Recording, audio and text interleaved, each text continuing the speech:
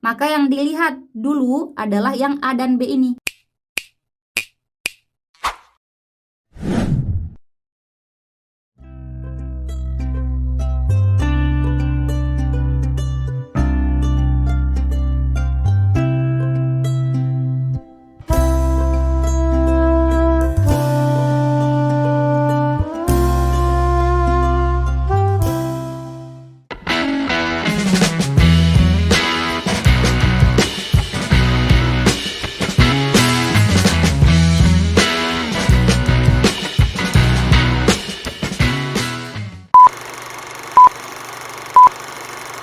Assalamualaikum warahmatullahi wabarakatuh. Terima kasih karena kalian sudah klik video ini. Selamat datang di channel aku. Salam kenal, aku Lili Hernawati. Teman-teman, kali ini kita akan kembali membahas mengenai beberapa informasi penting seputar P3K tahun 2023. Dan kabarnya buat teman-teman yang belum lulus, teman-teman berpeluang untuk lulus melalui optimalisasi kebutuhan untuk jabatan fungsional teknis, teman-teman ya. Tapi sebelum itu, buat teman-teman yang belum subscribe channel ini, yuk dukung Mimin dulu dengan klik tombol subscribe kalian. Dan jangan lupa untuk nyalakan juga tombol notifikasinya supaya teman-teman tidak ketinggalan info-info terbaru dari aku. Terima kasih. Oke teman-teman, informasi kita yang pertama kali ini mengenai keputusan Menteri PAN-RB teman-teman ya, atau keputusan Menteri Pendayagunaan Aparatur Negara dan Reformasi Birokrasi Republik Indonesia nomor 571 tahun 2023 tentang optimalisasi pengisian kebutuhan jabatan fungsional teknis pada pengadaan PPPK tahun anggaran 2022-2023 teman-teman ya, yang sedang berlangsung ini. Menimbang bahwa tingkat kelulusan peserta seleksi pada PPPK tahun 2022 yang rendah sehingga banyak lowongan jabatan fungsional teknis tidak terisi. Jadi banyak yang tidak terisi masalahnya teman-teman ya. Kemudian solusinya apa?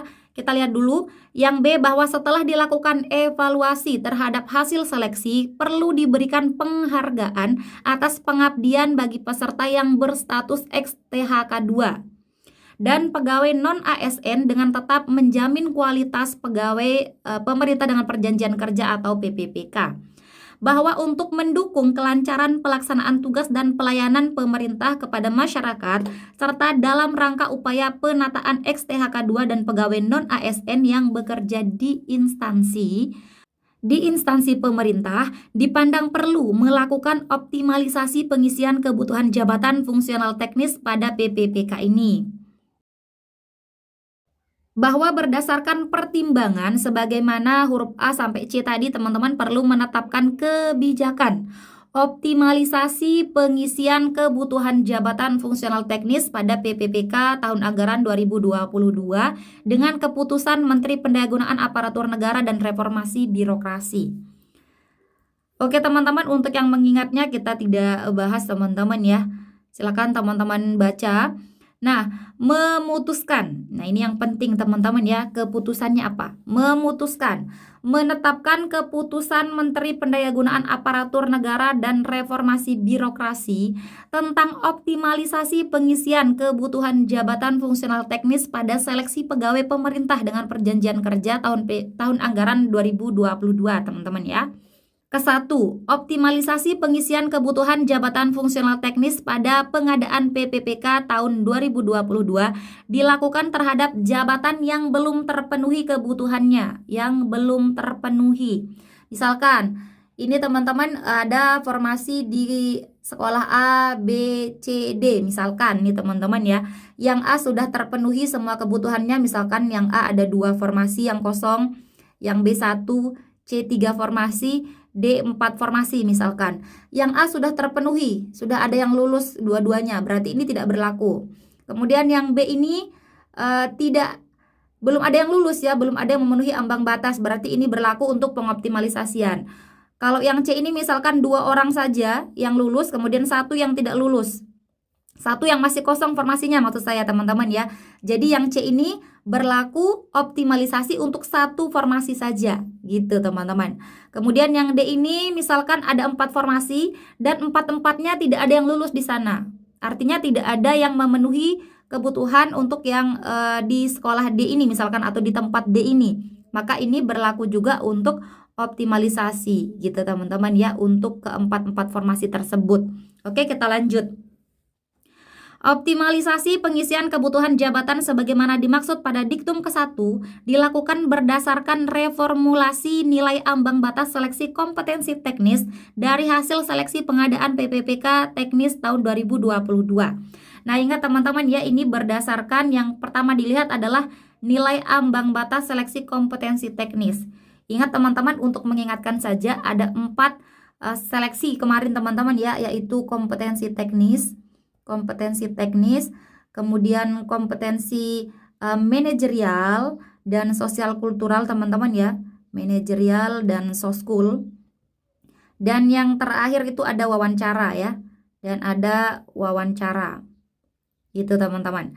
Nah, yang dilihat di sini adalah ambang batas nilai kompetensi teknisnya teman-teman ya. Nilai kompetensi teknis yang ini yang dilihat. Oke teman-teman, itu ya untuk yang kedua. Kita lanjut lagi teman-teman. Ketiga, reformulasi nilai ambang batas seleksi kompetensi teknis sebagaimana dimaksud pada diktum kedua ditetapkan berdasarkan nilai terendah pada jabatan yang sama yang formasinya belum terpenuhi. Keempat, optimalisasi pengisian kebutuhan jabatan sebagaimana dimaksud pada diktum ke-1 dilakukan bagi peserta ex-THK2 atau peserta non-ASN. Jadi ini berlaku ya untuk THK2 dan non-ASN atau honorer teman-teman.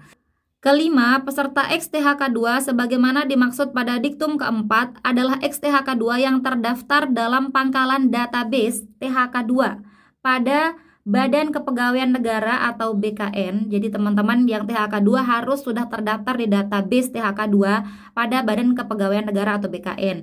Melamar pada instansi pemerintah yang sama atau berbeda dengan tempat bekerja saat mendaftar.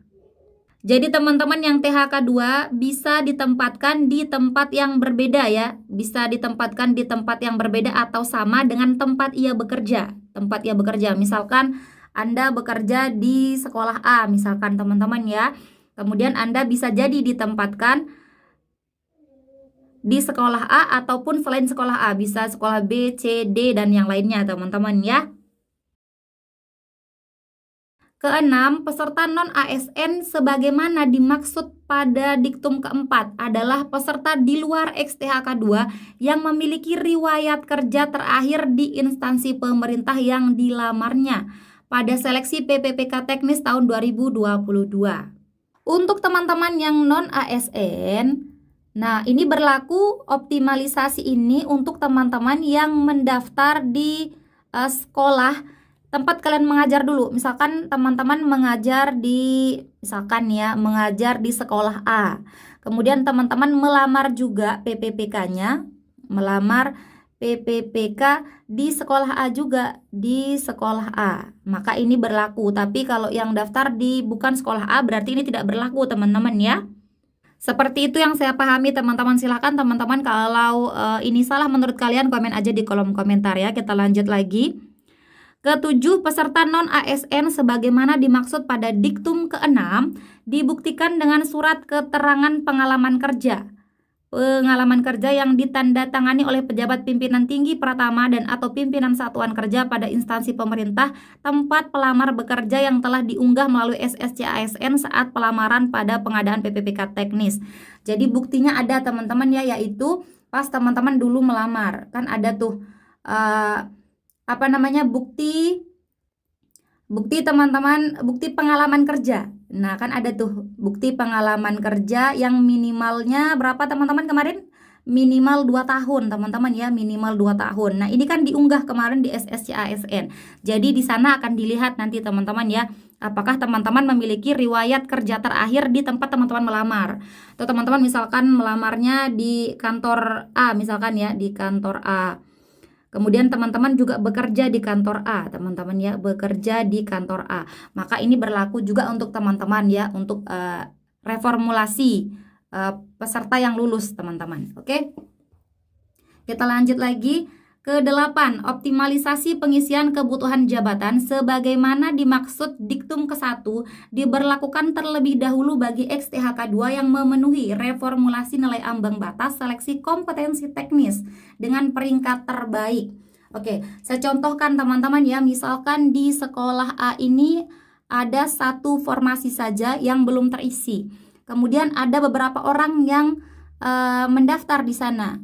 Orang A ini, kemudian ada orang B, ada orang C.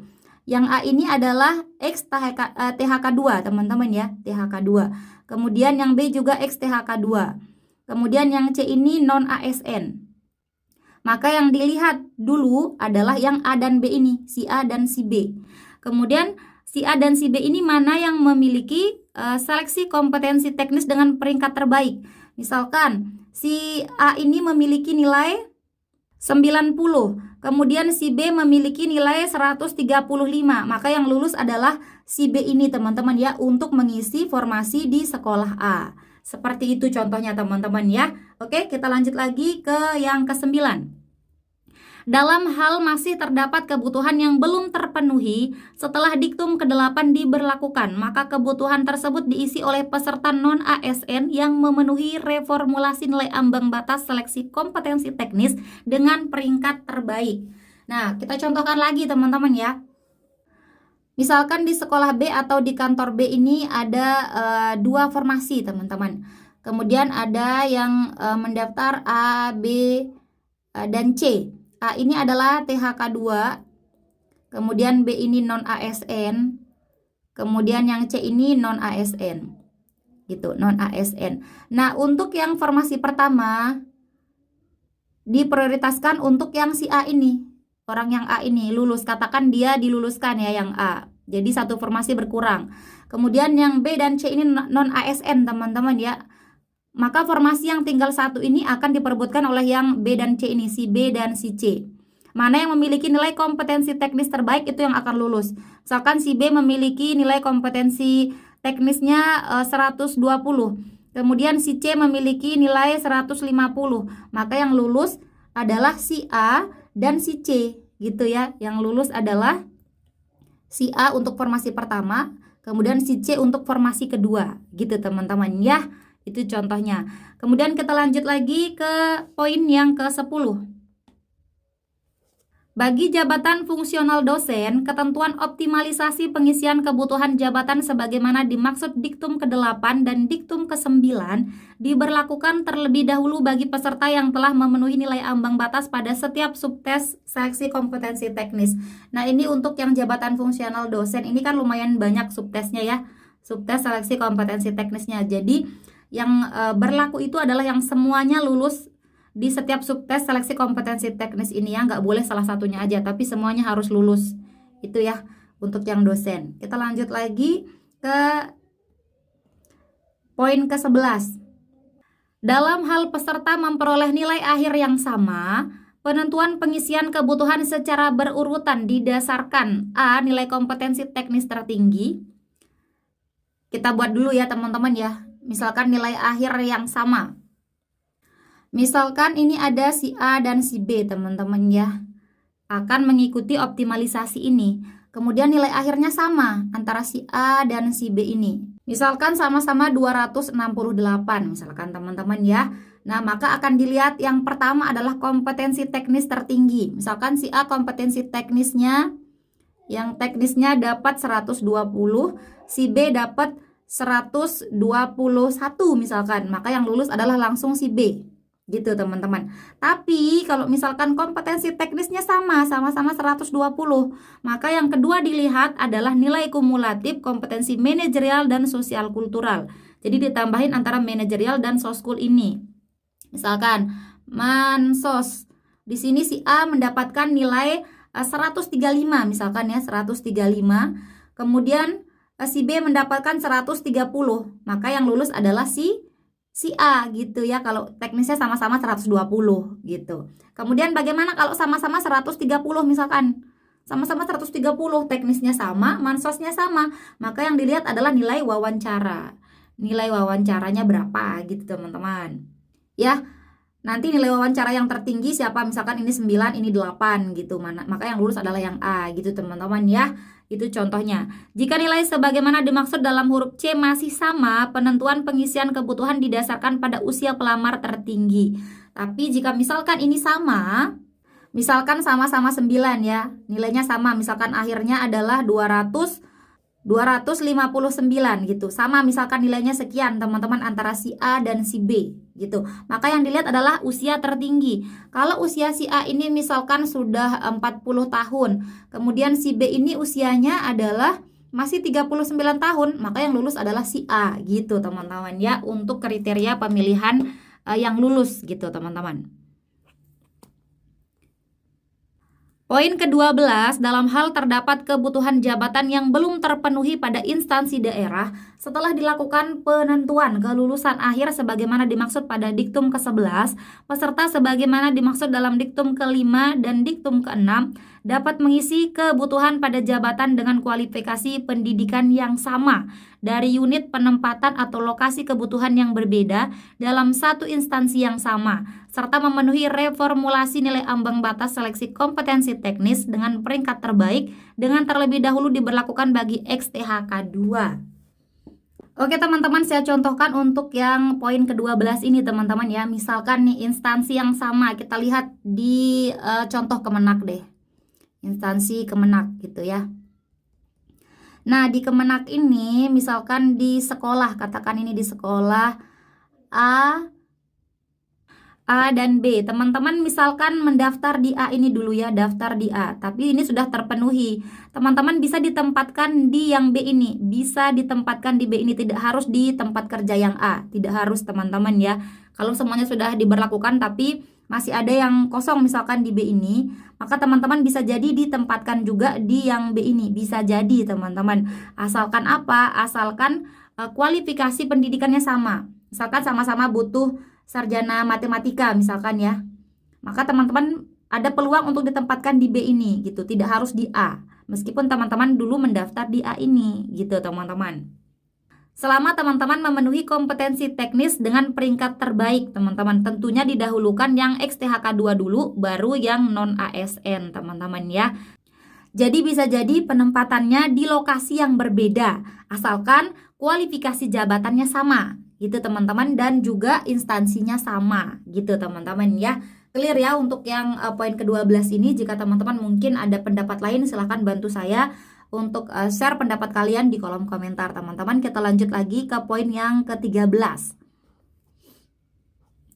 Dalam hal instansi pusat melakukan pengelompokan, pengisian kebutuhan jabatan yang belum terpenuhi hanya diberlakukan pada kebutuhan jabatan yang telah dikelompokkan, serta memenuhi reformulasi nilai ambang batas seleksi kompetensi teknis dengan peringkat terbaik dengan terlebih dahulu diberlakukan XTHK 2. Jadi teman-teman untuk yang instansi pusat ini sudah ada pengelompokannya teman-teman ya, sudah dikelompokkan, dan teman-teman harus memenuhi nilai ambang batas seleksi kompetensi teknis, nilai ambang batas seleksi kompetensi teknis, jadi harus dipenuhi dan harus mendapatkan peringkat terbaik teman-teman ya.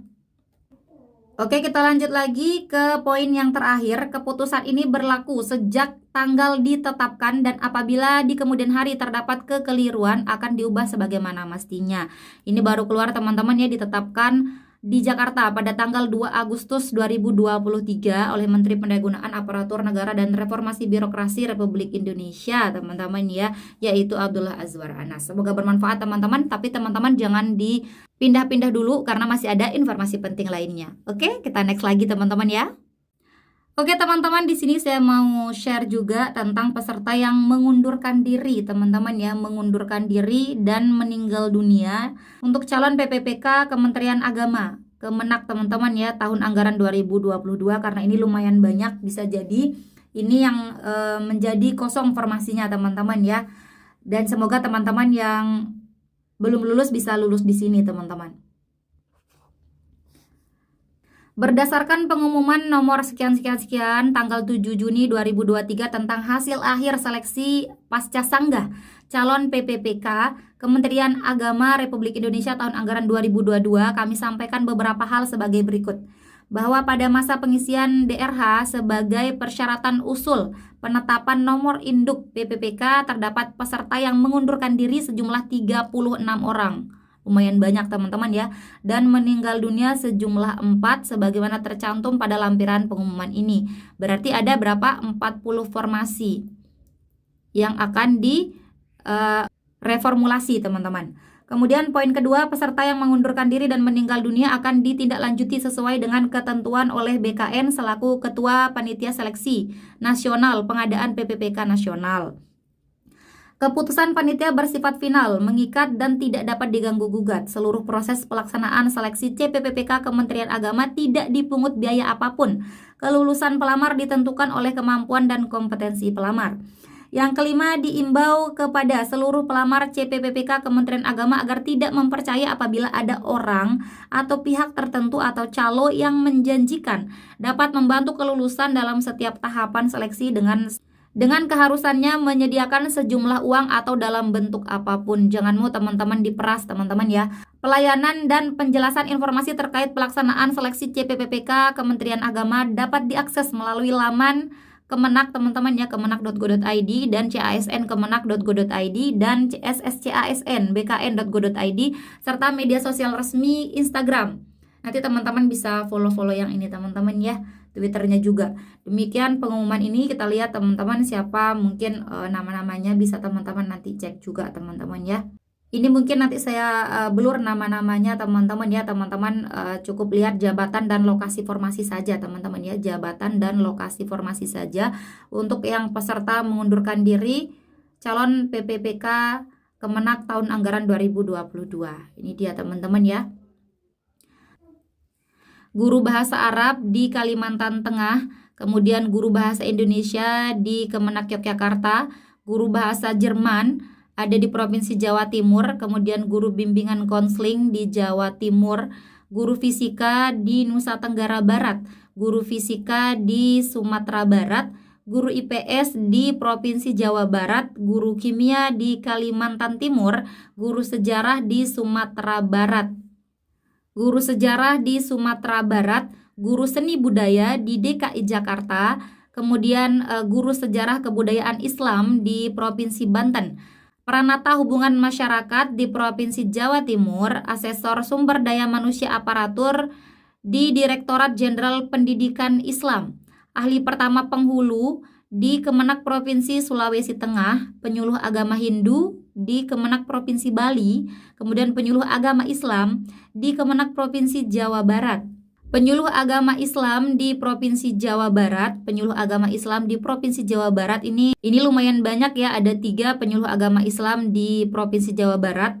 Kemudian kita lihat lagi, penyuluh agama Islam di Jawa Tengah ada 1, kemudian 2, ada 2 ya. Kemudian penyuluh agama Islam di Jawa Timur ada 1 lowongan kosong, kemudian penyuluh agama Islam di Provinsi Maluku.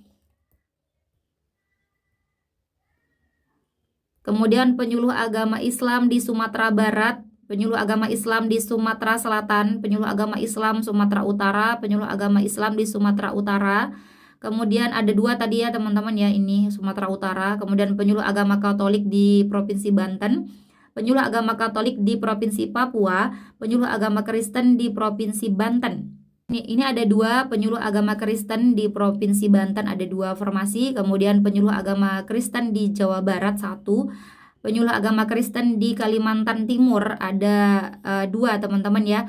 Kemudian penyuluh agama Kristen di Provinsi Papua, penyuluh agama Kristen di Sulawesi Barat, dan yang terakhir adalah dosen perbandingan agama di UIN Sultan Taha Saifuddin Jambi. Itu dia teman-teman ya. Sekretaris Jenderal selaku Ketua Panitia Nizar. Kemudian kita lihat lagi yang meninggal ini ada 4 jabatan teman-teman ya, 4 orang calon pegawai PPPK Kemenak tahun anggaran 2002 yang meninggal dunia teman-teman, ada 4 orang. Ini saya blur nama-namanya. Ada jabatan penghulu di Provinsi Papua, kemudian penyuluh agama Kristen di Provinsi Papua, penyuluh agama Kristen di Sulawesi Barat, dan yang terakhir penyuluh agama Islam di Provinsi Maluku. Itu dia teman-teman ya, formasi-formasi yang kemungkinan akan direformulasi teman-teman untuk yang instansi Kemenak. Hai teman-teman, aku mau rekomendasikan e-book Siap Hadapi PPPK 2023-2024 edisi revisi. Buku ini berisi lebih dari 300 soal manajerial, sosial kultural, dan wawancara.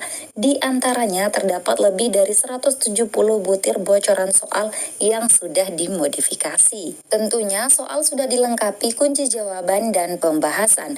Buku ini dilengkapi trik menjawab soal cepat dan beberapa FR kompetensi teknis. Yuk segera diorder. Terima kasih. Oke teman-teman, ini dia yang informasi terakhir. Ini mungkin bagi teman-teman kita yang sudah lulus dan yang akan lulus setelah reformulasi pengisian jabatan ini teman-teman ya. Nah ini terkait data pegawai PPPK. Teman-teman ya, data pegawai PPPK yang terhormat Kepala Kantor Wilayah Kementerian Agama Provinsi Sumatera Utara, kemudian Rektor UIN Sumatera Utara Medan, Rektor UIN Syahada Padang Sidampuan, kemudian Rektor IAKN Terutung. Ini mungkin ada yang surat-surat lain lagi terkait untuk teman-teman yang ada di tempat yang lain ya, selain di Sumatera Utara. Nah ini terkait apa teman-teman? Terkait pelaksanaan Massive Open Online Course atau MOOC yang pernah saya bahas ya. Jadi ini diberlakukan untuk setiap teman-teman yang sudah lulus teman-teman. Dengan hormat berdasarkan peraturan pemerintah Republik Indonesia nomor sekian tentang manajemen pegawai pemerintah dengan perjanjian kerja dan keputusan Kepala Lembaga Administrasi Negara nomor sekian tentang pedoman orientasi pegawai pemerintah dengan perjanjian kerja, disebutkan bahwa orientasi wajib diikuti. Teman-teman ya, wajib diikuti oleh semua PPPK yang baru diangkat. Jadi teman-teman yang sudah lulus maupun yang kemungkinan akan lulus, teman-teman setelah reformulasi ini akan mendapatkan